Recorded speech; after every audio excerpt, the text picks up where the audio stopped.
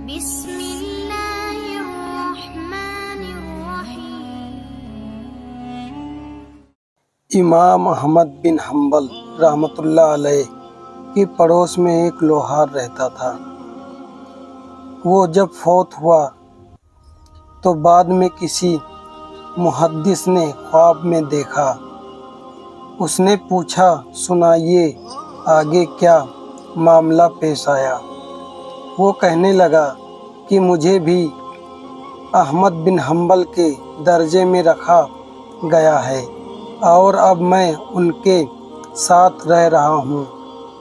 جس محدث نے یہ خواب دیکھا وہ بڑا حیران ہوا کہ یہ لوہار تو سارا دن لوہا کوٹتا تھا اور امام احمد بن حنبل دین کا کام کرنے والے تھے اور مشعل خلق قرآن کے معاملے میں قربانیاں دینے والے اللہ کے محبوب بندے تھے۔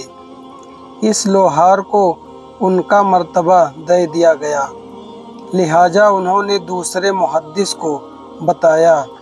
انہوں نے جواب دیا کہ اس کو کوئی نہ کوئی عمل ایسا ہوگا جو اللہ کو یہاں پسند آیا ہوگا۔ انہوں نے کہا، اچھا، اس کے گھر والوں سے پتہ کرتا ہوں۔ لہٰذا انہوں نے اس لوہار کی بیوی سے جا کر کہا کہ میں نے تمہارے خاوند کو خواب میں بڑے اچھے درجے پہ دیکھا ہے۔ مجھے لگتا ہے کہ اللہ تعالیٰ کو اس کا کوئی عمل پسند آ گیا ہے۔ آپ مجھے اس کا عمل، کوئی خاص عمل بتائیے۔ اس نے جواب دیا کہ وہ ایک عیالدار اور غریب آدمی تھا، سارا دن بھٹی میں لوہا کوٹتا رہتا تھا اور وقت پر نمازیں بھی پڑھتا تھا۔ اس کے علاوہ اس کا کوئی خاص عبادت نہیں ہوتی تھی۔ انہوں نے کہا، پھر بھی ذرا سوچ کر بتائیے۔ اس کی بیوی نے سوچ کر بتایا کہ مجھے اس کی زندگی میں دو باتیں نمایاں محسوس ہو رہی ہے۔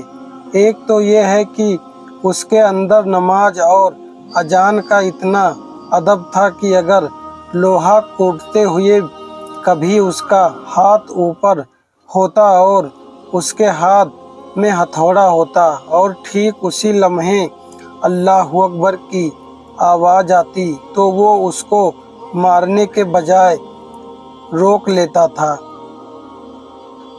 کہ اب میرے مالک کے منادی نے پکارا ہے اور مجھے اس کے دربار میں حاضری دینی ہے۔ اور دوسری بات یہ ہے کہ وہ سارا دن محنت کر کے رات کو تھکا ہوا آتا تھا تو ہم میاں بیوی بچے کے ساتھ اپنے گھر کی چھت پر سوتے تھے اور ہمارے پڑوسی میں امام احمد بن حنبل رحمۃ اللہ علیہ رہتے تھے۔ امام احمد بن حنبل رحمۃ اللہ علیہ ساری رات قرآن پڑھتے ہوئے گزار دیتے تھے۔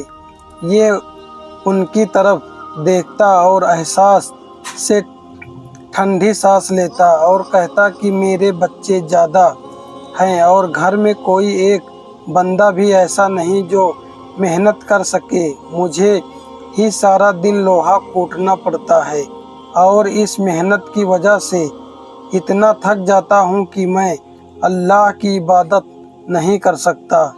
اگر میری پیٹھ ہلکی ہو تو میں بھی امام احمد بن حنبل رحمۃ اللہ علیہ کی طرح قیام کرتا۔ یہ محدث یہ سن کر فرمانے لگے کہ اذان کے اس آداب اور دل میں نیکی کا شوق رکھنے کی وجہ سے اللہ تعالیٰ نے اس کو امام احمد بن حنبل رحمۃ اللہ علیہ کا رتبہ عطا فرما دیا۔ سبحان اللہ۔ اس سے پتہ چلتا ہے کہ اگر انسان کسی ایسے ماحول میں پھنس جائے کہ وہ نیکی نہ کر سکے تو کم سے کم دل میں تڑپ ضرور رکھنی چاہیے، کیونکہ کبھی کبھی اللہ تعالیٰ دل کی تڑپ پر بھی ان نعمتوں کو اجا عطا فرما دیتا ہے۔